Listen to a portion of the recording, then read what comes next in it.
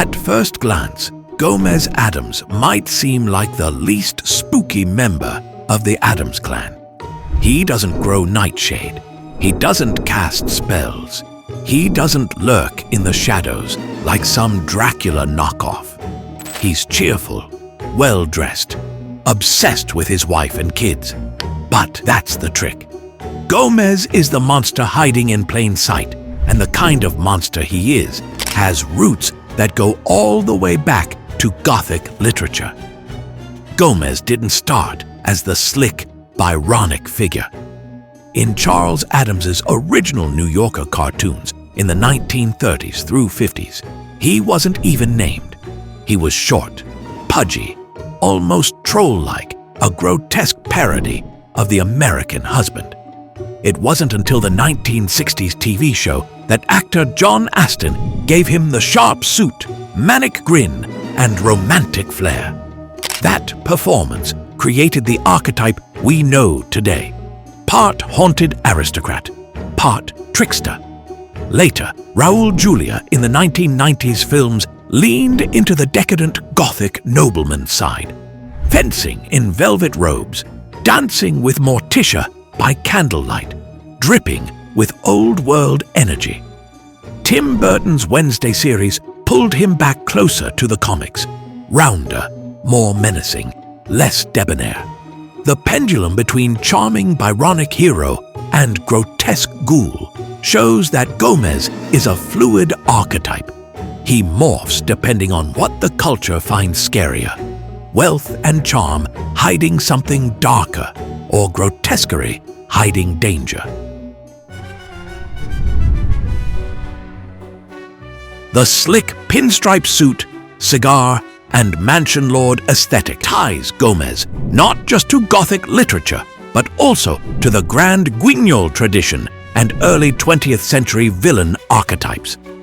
Pinstripes in the 1930s and 40s were coded as gangster, powerful men who laughed at law and morality. Pair that with aristocratic bloodline jokes, his old Castilian family, and you get someone who feels like he could just as easily be a Dracula figure in disguise. Even his mustache is loaded. In Gothic imagery, it's the flourish of decadence. Think silent film villains or European libertines. He's not monstrous in body, so his look has to carry the mask of charm over menace. But to truly understand Gomez, you have to step back into the Gothic tradition. When people think Gothic, they think castles, lightning storms, maybe vampires. But at its core, Gothic fiction was never just about monsters. It was about men. Wealthy, brooding figures with estates, secrets, and appetites that couldn't be controlled. That's the Byronic hero, named for Lord Byron, the scandalous poet who basically lived as if he'd been written into one of his own horror stories. Byronic heroes are charismatic and magnetic, but also decadent, obsessive, and maybe even destructive. Think Heathcliff in Wuthering Heights or Mr. Rochester in Jane Eyre. These are men who love too deeply, rage too intensely, and live on the edge between romance and ruin. Now put that lens on Gomez. Suddenly, the quirks start looking like tropes. He's the Lord of the Haunted Manor archetype, literally welcoming you into a sprawling Gothic house with velvet curtains, hidden passageways, and a graveyard in the backyard. He greets you with a smile, pours you a drink, maybe lights a cigar. But behind that velvet glove, there's always something darker. Look at his hobbies: fencing, knife throwing, blowing up toy trains. They aren't quirky dad gags, they're duels, violence, and Gothic obsessions. He's a man who throws himself into everything with total abandon, whether it's business deals or his love for Morticia. That all-consuming devotion? That's textbook Byronic excess. And even the comedy of Gomez, the warmth, the jokes, that's part of the Gothic tradition too. The haunted lord didn't always scowl in the shadows.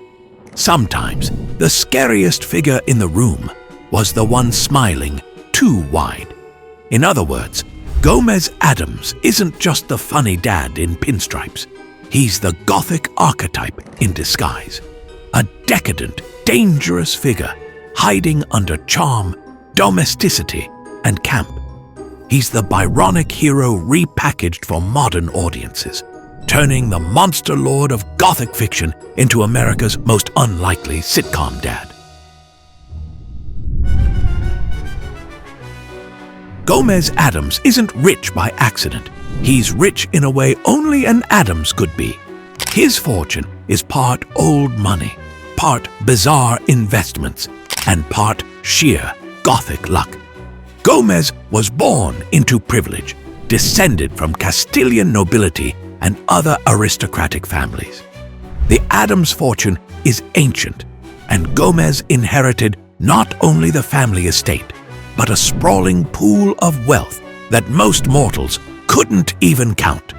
Unlike your typical billionaire, Gomez doesn't build apps or skyscrapers. He invests in the things most people run from: a crocodile farm, a buzzard farm, a salt mine, a tombstone factory, even a uranium mine.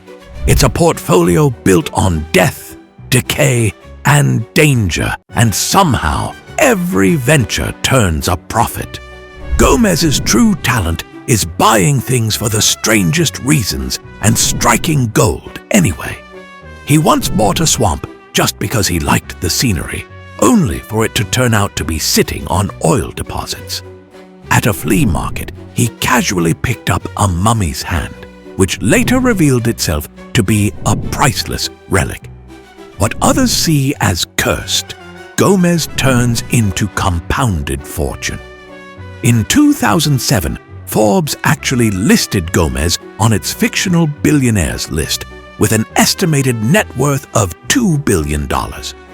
They credited family inheritance and those bizarre but lucrative deals, like the swamp-turned-oil field, for cementing his status as one of pop culture's richest eccentrics. But here's the twist. Gomez doesn't care about wealth in the way most billionaires do. He'll give a man his weight in rubies as a Christmas gift, throw fortunes into wild hobbies, and shrug at the cost. For Gomez, money is a game. His real fortune is Morticia, his children, and the family's endless amusements. Unlike Bruce Wayne, who spends money out of trauma, or Scrooge McDuck, who hoards it out of greed, Gomez thrives by leaning into the grotesque. His empire comes from predators, tombstones, swamps, and uranium, things other investors would never touch. And that's the joke. The Addamses get richer precisely by embracing what the rest of the world fears. Gomez doesn't chase money. He marries it to mischief. And somehow, the mischief pays compound interest. If Gomez looks like a Byronic hero in personality, his wealth places him squarely in Gothic tradition, too. In Gothic stories, wealth is rarely earned. It's inherited through bloodlines, attached to cursed estates, or maintained through dark bargains. Dracula doesn't earn his gold. It just is. The cursed house in The Fall of the House of Usher isn't a symbol of prosperity. It's a symbol of decay. And that's exactly how the Addams fortune works. The mansion itself feels like a folkloric estate. Every hallway is filled with traps, relics, or remnants of the dead. There's a cemetery in the yard, torture chambers in the basement, ghosts wandering the halls. In folklore, castles and manors like this are never just architecture. They're living symbols, often tied to death, curses, and the idea that the land itself remembers what has been buried under it. So when Gomez casually tosses around billions, it's not the flex of a businessman. It's the echo of that older archetype, the Gothic lord whose wealth is inextricably linked to death. His fortune comes from bones, swamps, mines, and graveyards. Literally, the underworld turned into profit. That's why Gomez's casual disregard for money is so key. He doesn't value it because, in a Gothic sense, money in his world isn't neutral. It's haunted. To most viewers, Gomez's obsession with Morticia looks like over-the-top romance.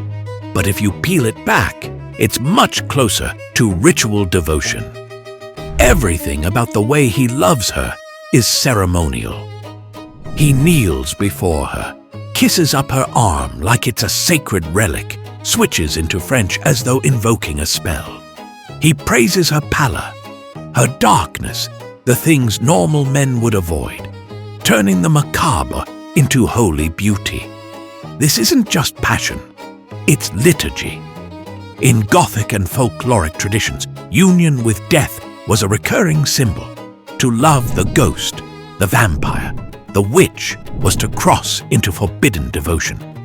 Necromantic rites often blurred the line between love and death, between marriage and mourning. In some traditions, men bound themselves to the dead through charms, offerings, or rituals because it was believed that intimacy with death itself gave power. Gomez and Morticia embody that archetype. He doesn't just love her, he worships her.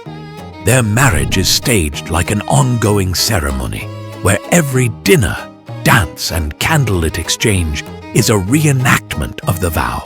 Devotion until and even after death. And in this sense, the Addams marriage flips the cultural script. Where most Gothic tales end in ruin, the bride killed, the couple cursed, Gomez and Morticia thrive. Their ritual devotion doesn't destroy them, it empowers them. Their family, their wealth, even their children are extensions of that bond. In a folklore sense, they've achieved the unthinkable, a successful, joyful marriage to death. Gomez Addams isn't normal. He's the most dangerous kind of Gothic figure. The one who makes the abnormal look normal. The vampire with no fangs. The sorcerer with no wand. The devil dressed as a gentleman. He smiles, cracks jokes, pours you a drink, and makes you forget you've stepped into a house where every hallway hides a trapdoor. Every heirloom hums with curses. Every ancestor whispers through the walls. That's the true horror archetype. The man at the gates of the haunted manor who convinces you everything is fine, who welcomes you in, distracts you with charm, and makes you lower your guard until it's too late. Gomez is that figure. He's the trick of Gothic folklore, the darkness in plain sight. And that's why he isn't just the comic relief of the Addams family. He might just be its most terrifying creation. Let me know, who played your favorite version of Gomez, TV Gomez, movie Gomez, or Netflix Gomez? If you like this breakdown, you might also like my video on what Morticia Addams really is. Trust me, it's not what you think, so go check it out. Thanks for watching.